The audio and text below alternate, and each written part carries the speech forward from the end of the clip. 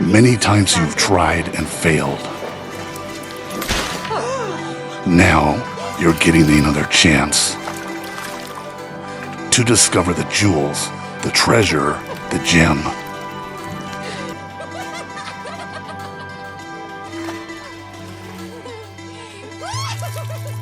The Four of Diamonds signifies important revelations, like a map of hidden treasures. You could have tried and failed for many years, and then you realize you just have to dig in one precise spot and you'll find the chest of gold. The Four of Diamonds means you're going to get an important hint.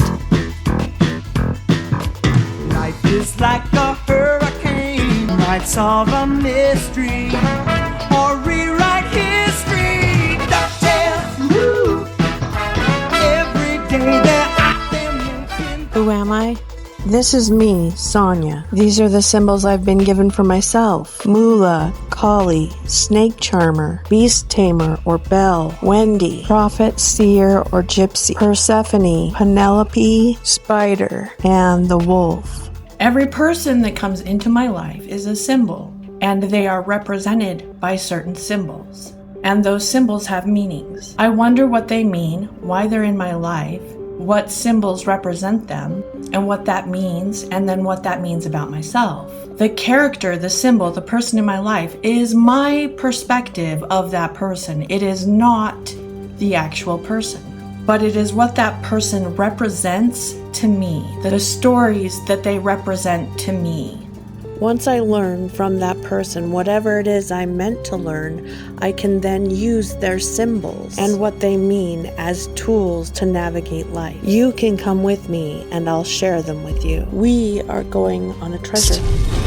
When it comes to finding hidden treasures, the hard part is usually figuring out where to dig in the first place. But in this case, we know exactly where the treasure trove is buried. The problem is, nobody can figure out how the hell to get it out of the ground. Hundreds, perhaps thousands of people have tried over the years. A handful have even died in the process. But to this day, the treasure continues to stubbornly refuse to come out of the ground. This is the truly bizarre tale of the lost treasure At the end of January 2024, I had this dream. And I was in this lake swimming with Lover. This is Lover. His symbols are Lover, the man at sea, Poseidon, the little mermaid, Musician, the beast or animal, Rattlesnake, Dragon, and the devil. There was these floating babies, and I was changing their diapers in the lake. The shit was falling in the lake. I had to get to the other side because at the other side there was gems. And I remember thinking that I wonder if I was with Lover because when he got upset, it reminded me of a toddler.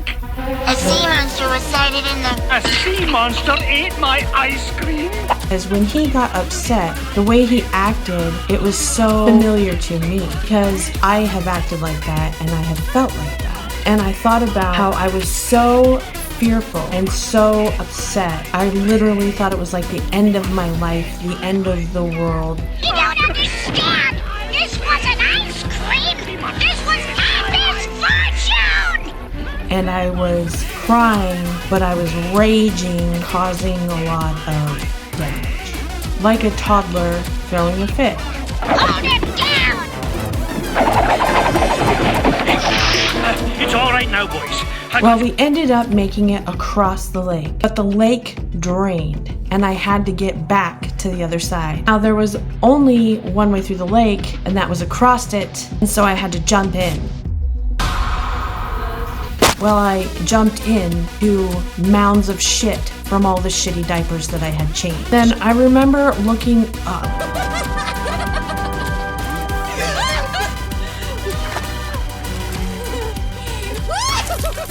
It was like barn slats all around the lake, like there was a shed built over the lake or something. The gems were heavy, and I was like, how do I get out these gems? I was fine that I was in the shit because I got the gems, and the gems were very important for some reason, but I didn't know how to get out.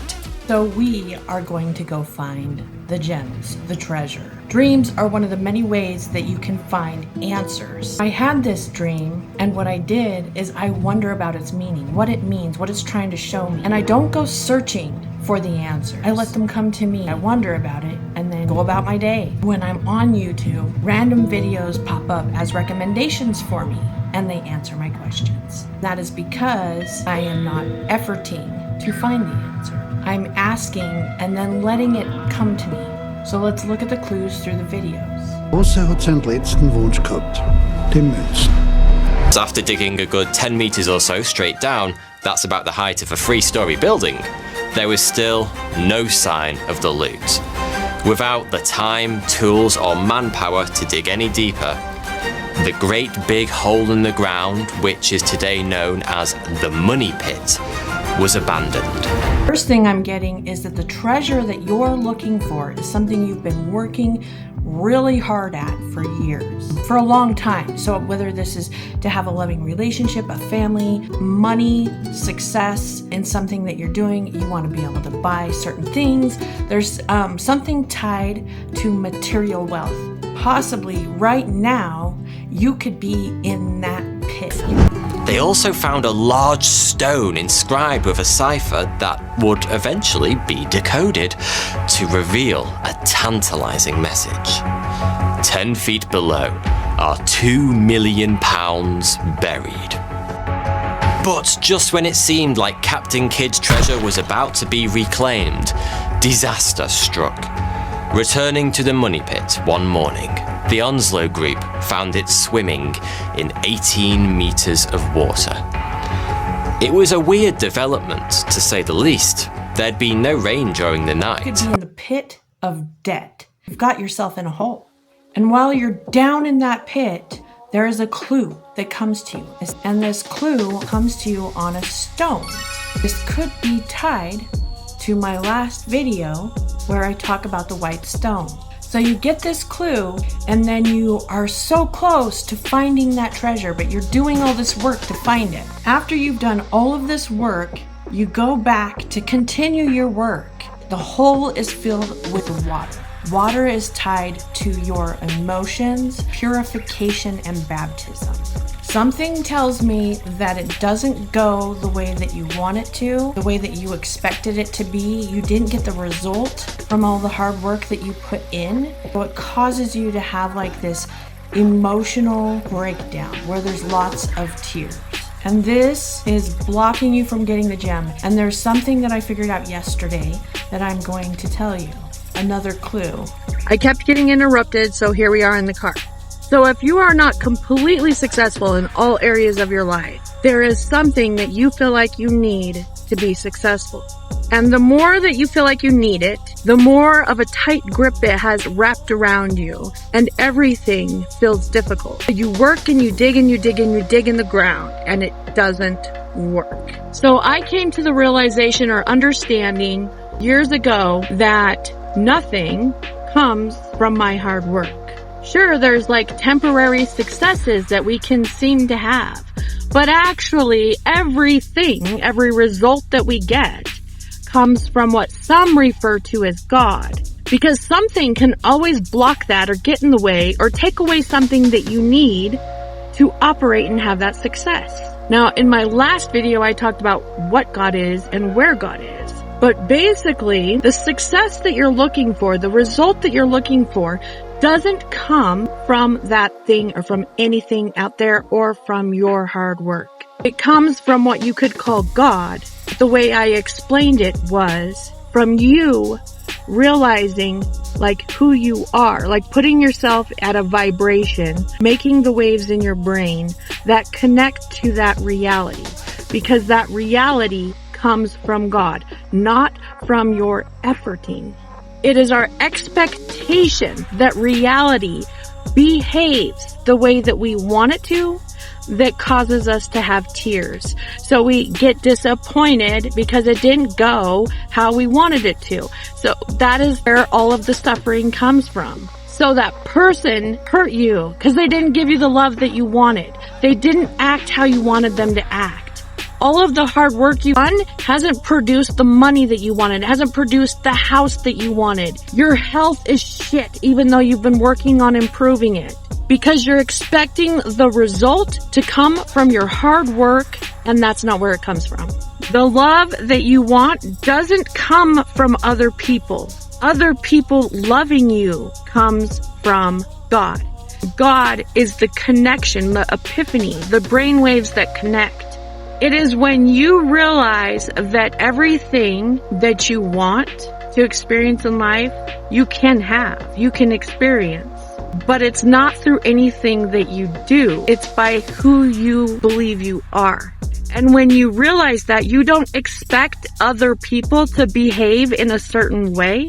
So if someone treats you like shit, you know that they are behaving exactly how they should be.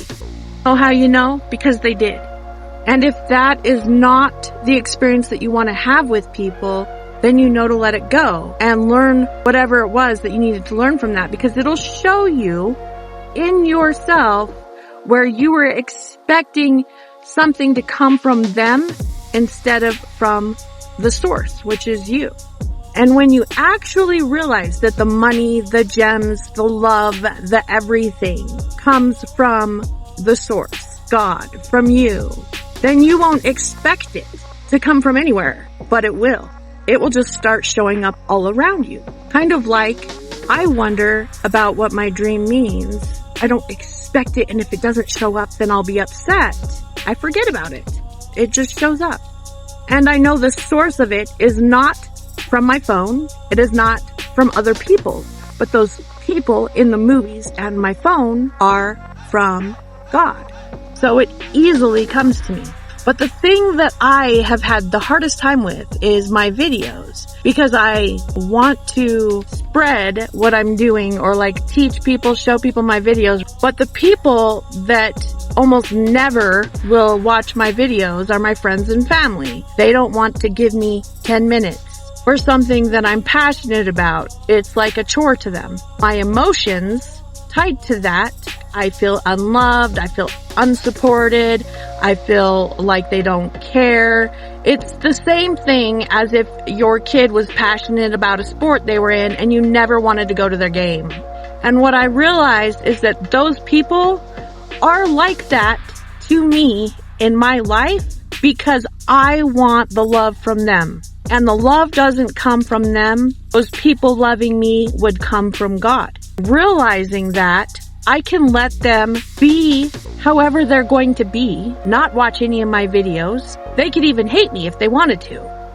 And it wouldn't matter, because however they are is perfect for what I need to see about myself. And once I see what I need to see about myself, then I can just remember what it is that I want to experience. And know that that experience will happen. It's starting to get dark out here, but you're going to have this happen. This is going to click in your mind. Mission, you got a letter of marque from the government that allowed you to capture foreign ships legally. This was not piracy, this was privateering. He got this offer, this opportunity to capture French merchant ships or any ship traveling with a French letter of passage, to take their treasure and then divide it up with the people who backed his mission. And once this clicks, you're going to get some type of communication. This communication is going to be your treasure. The thing that you've been looking for the most. You're going to have all kinds of successes. Kid's ship pulls up alongside its prey with its guns loaded and ready to fire. The merchant ship quickly surrenders. Now once this clicks, you've figured out the code. Lange nicht mehr gesehen, Panther. Wir gehen da sauber rein und wir raus. And it's gonna walk right up to your damn door and say, here's $2 million, take me. The Killer Merchant is actually a vessel belonging to the Grand Mogul. The Grand Mogul, Aurangzeb Alamgir, heads the Mughal Empire of India, ruling a vast expanse of South Asia. People are gonna notice this. And it's going to piss off someone. It could be multiple people, but one person specifically. It's going to disrupt the way a lot of things are going. Some people are going to think that you didn't work hard enough for this. It's not fair that you got this, that you stole this, you got lucky, that you don't deserve this. Die Münze ist weg. Wir werden uns jagen. Herzlich willkommen, Marcel, ich grüße dich. Wo ist die Schießer der Münzen? Komm aus der Scheiße hier raus. Natürlich kommen wir aus der Scheiße hier raus. Captain Kidd wound up the most wanted man in the empire because the Indies was such an important new trading opportunity for the British. By the late 17th century, the East India Company is already one of the most powerful conglomerates in the world.